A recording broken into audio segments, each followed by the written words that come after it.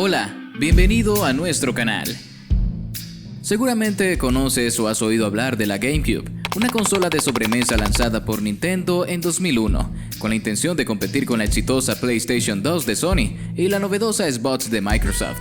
Sin embargo, la GameCube no logró cumplir con las expectativas de la compañía ni de los fans, y se convirtió en el peor fracaso comercial de Nintendo hasta la fecha. ¿Qué factores contribuyeron a este resultado? ¿Qué aspectos positivos y negativos tuvo la consola? ¿Qué legado dejó en la historia de los videojuegos? Hoy analizaremos la Nintendo GameCube desde diferentes perspectivas. Acompáñanos en este viaje al pasado para recordar una consola ambiciosa que no supo encontrar su lugar en el mercado. ¡Comenzamos!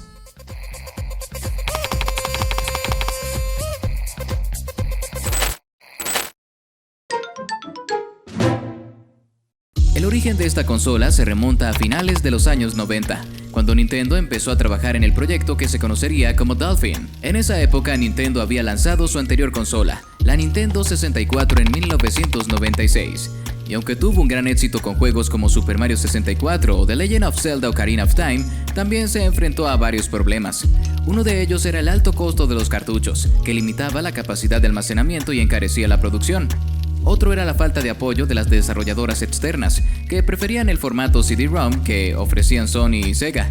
Además, Nintendo se quedó atrás en el campo de los gráficos 3D y el sonido, que eran cada vez más importantes para los jugadores. Por eso, Nintendo decidió cambiar de estrategia y apostar por una nueva consola que usara discos ópticos como soporte.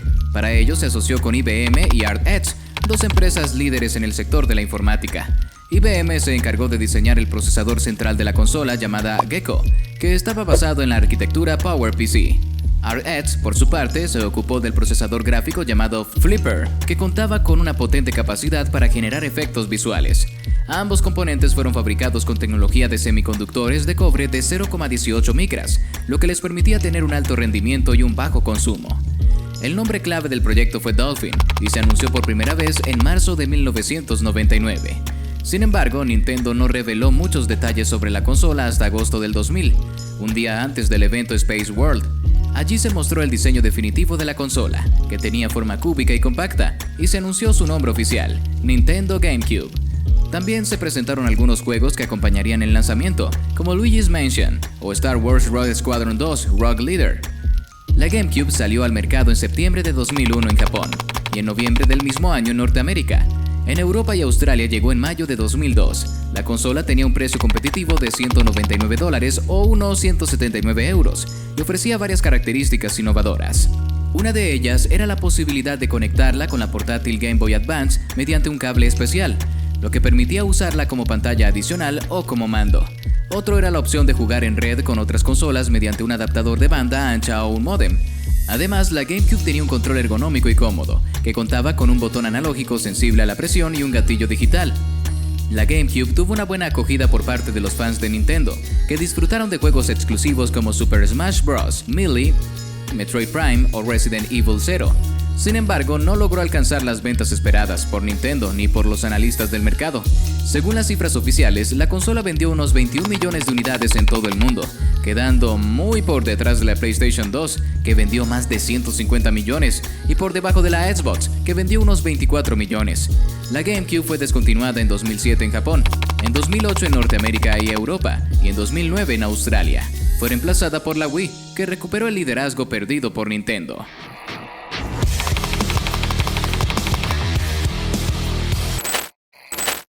La GameCube se encontró en una encarnizada lucha por la supremacía frente a sus rivales, la PlayStation 2 de Sony y la Xbox de Microsoft, en lo que resultó ser un panorama competitivo desafiante. Estas dos plataformas rivales presentaron una serie de atributos que arrojaron sombras sobre el éxito de la GameCube en el mercado. La PlayStation 2 marcó un hito al ser la primera consola de sexta generación en debutar en el mercado en el año 2000, un año antes que la GameCube. Este adelanto le otorgó una ventaja inicial, consagrándola como la líder del sector y atrayendo tanto a consumidores como a desarrolladores.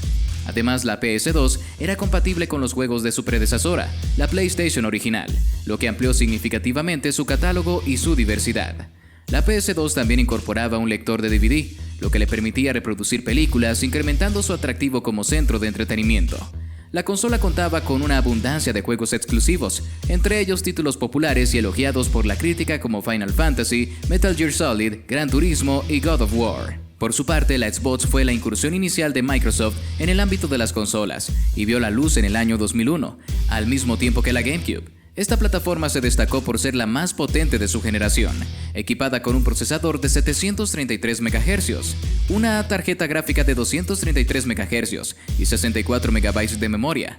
Esta superioridad en términos de rendimiento se tradujo en gráficos más detallados y fluidos en comparación con sus competidoras. La Xbox también incluía un disco duro integrado, lo que facilitaba el almacenamiento de datos y la instalación de juegos. Además, introdujo Xbox Live, un servicio de juego en línea que posibilitaba la conexión a Internet mediante banda ancha para jugar con usuarios de todo el mundo. La Xbox contó con juegos exclusivos exitosos como Halo, Fable, Forza Motorsports y Gears of War, los cuales se convirtieron en insignias distintivas de Microsoft.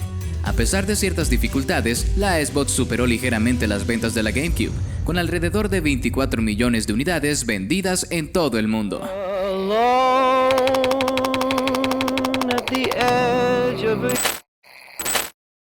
La GameCube nos sumergió en un mundo de experiencias de juegos excepcionales que nos brindaron incontables horas de entretenimiento. Entre esta selección de tesoros destacan varios juegos que se erigen como los pilares fundamentales de la consola, capturando el consenso tanto de usuarios como de los expertos en la materia. The Legend of Zelda de Wind Waker marcó un giro revolucionario en la saga al abrazar un estilo gráfico cel shading, dotando la aventura de un aire de dibujos animados. La travesía nos transportó a un vasto océano habitado por islas que invitaban a explorar mientras navegábamos a bordo del Rey Rojo. Esta obra maestra se distinguía por su narrativa épica, personajes carismáticos, rompecabezas ingeniosos y combates dinámicos, acompañados por una cautivadora banda sonora y doblaje al castellano. Un conjunto que definitivamente consolidó su lugar como uno de los juegos más cautivadores y estéticamente bellos de la plataforma.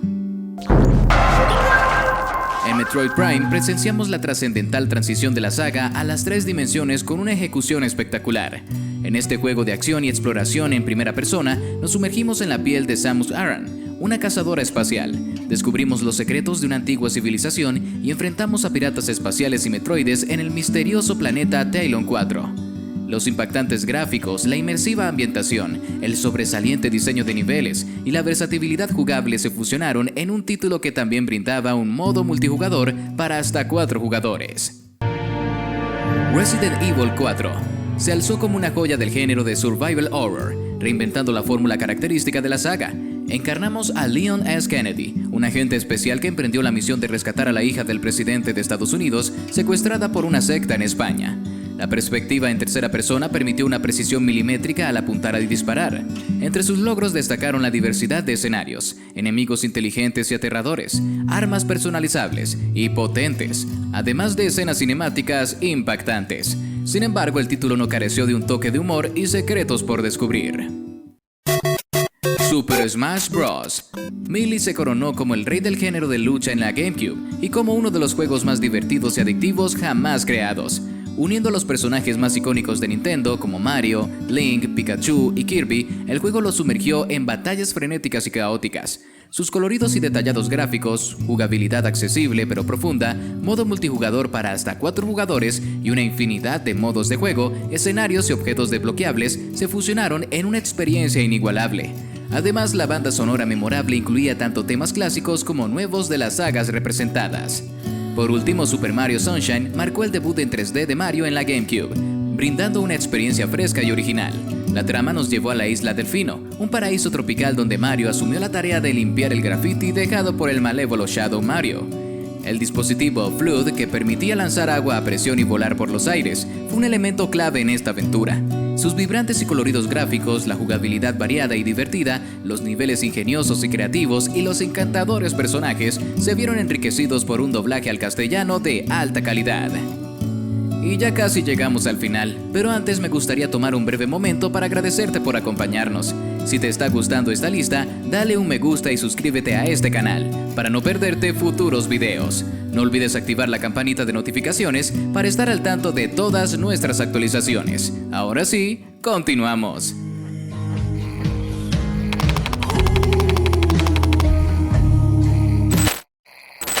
Entre las características distintivas de la GameCube se presentaban varios elementos notables que le conferían singularidad y atractivo. En cuanto a su diseño, la GameCube se distinguía por su forma cúbica y compacta, una elección estética original que cautivaba la atención, con dimensiones de 15 centímetros de alto, 16 centímetros de ancho y 11 centímetros de profundidad, así como un peso de apenas 2,4 kilogramos. La consola incluía incluso una asa en su parte posterior para facilitar su transporte. Esta plataforma estaba disponible en diversos colores, incluyendo opciones como morado, negro, plateado y naranja.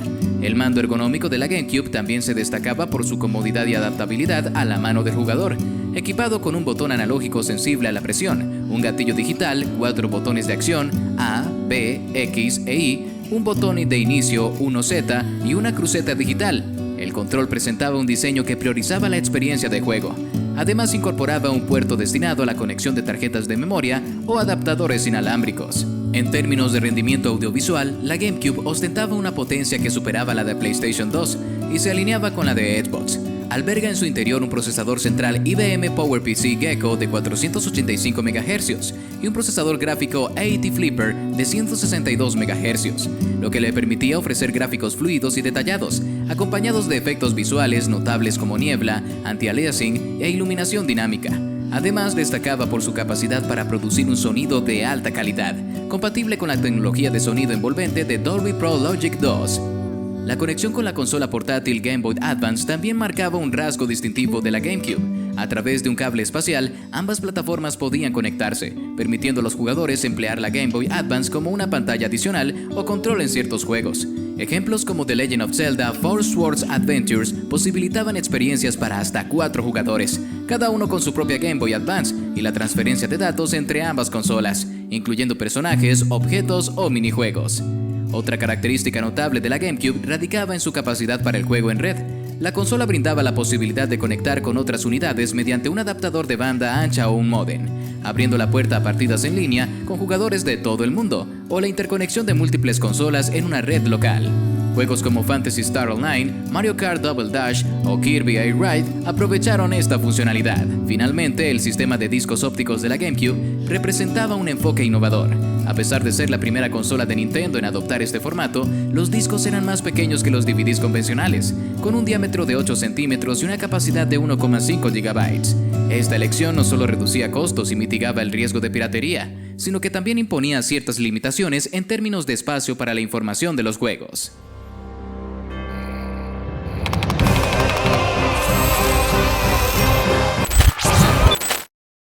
La caída de la GameCube es un episodio que ha generado reflexiones y análisis dentro de la industria de los videojuegos. Fue el intento de Nintendo de competir en un mercado en constante evolución, enfrentándose a sus principales rivales, la PlayStation 2 de Sony y la Xbox de Microsoft. Sin embargo, diversos factores contribuyeron a su declive y a que no alcanzara el éxito esperado. Uno de los elementos que impactaron en la caída de la GameCube fue su estrategia de marketing y posicionamiento. Aunque la consola presentaba características innovadoras y atractivas, como su diseño compacto y su mando ergonómico, Nintendo enfrentó desafíos para conectar con una audiencia más amplia. La compañía centró su estrategia en el público más joven y en sus franquicias icónicas, lo que limitó su capacidad para atraer a jugadores mayores y a aquellos que buscaban experiencias más maduras y variadas. Esta percepción de que la GameCube estaba dirigida principalmente a un público más joven redujo su potencial alcance y la situó en una posición desfavorable en comparación con sus competidores. Además, la decisión de utilizar discos ópticos de tamaño reducido en lugar de DVDs convencionales para los juegos de la GameCube generó ciertas limitaciones. Aunque esto permitía reducir costos de producción y minimizar el riesgo de piratería, también significaba que los jugadores tenían menos capacidad para contenido.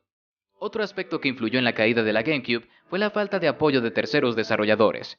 Aunque la consola contaba con una sólida lista de juegos exclusivos de Nintendo, no logró atraer el mismo nivel de apoyo por parte de desarrolladoras externas en comparación con sus competidores. Muchos optaron por centrarse en las consolas de la competencia, que tenían una base de usuarios más grande y una presencia más sólida en el mercado. Esto limitó la diversidad de títulos disponibles para la GameCube y redujo su atractivo general. La conectividad con la consola portátil Game Boy Advance, aunque innovadora, no logró generar un impacto significativo en las ventas, ni en la percepción del valor de la consola. Aunque algunos juegos aprovecharon esta característica, no fue suficiente para diferenciar de manera significativa a la GameCube de sus competidores. Aunque la consola tenía sus propias ventajas y juegos exclusivos notables, no pudo competir de manera efectiva en un mercado saturado y competitivo. A pesar de su caída comercial, la GameCube dejó un legado de juegos queridos por los fans y sentó las bases para futuras innovaciones de Nintendo en la industria de los videojuegos. Y así llegamos al final. Gracias por acompañarnos en esta revisión sobre la GameCube de Nintendo. Si tienes alguna pregunta o comentario, no dudes en dejarlo en la sección de abajo. También puedes comentarnos qué otro dispositivo te gustaría que revisemos. Recuerda apoyarnos con un like, suscribirte al canal y activar la campanita. ¡Hasta la próxima!